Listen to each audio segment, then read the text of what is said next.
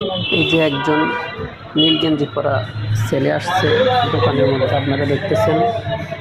আসি বলতেছে 1,000 টাকা ভাঙতে হবে। আমাকে চিনো? আমি এখানে বাড়িওয়ালা। আচ্ছা ঠিক আছে, এটুকু পর্যন্ত। এবার বলতেছে 1,000 টাকা ভাঙতে হবে। বলতেছে উনি তোমার কি হয়? ছেলেটা বলতেছে ভাইয়া ডাক।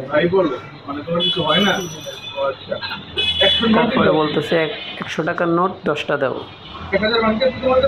নিল 10টা, একটা নিল প্রথমে, এরপরে বলতেছে 10টা দাও। ছেলেটা ক্যাশ টান দিয়ে রাখছে, দেখেন আরো 9টা দিবে।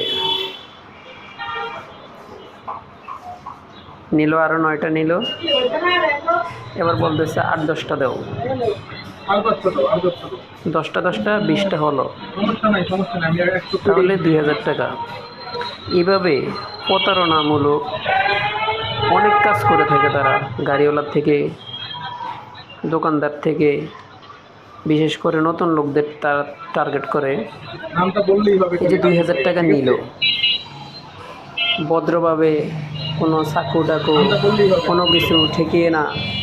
আমি সাইবার সিকিউরিটি যে প্রশাসন আছেন তাদের দৃষ্টি আকর্ষণ করছি এদের বিরুদ্ধে ব্যবস্থা নেওয়ার জন্য।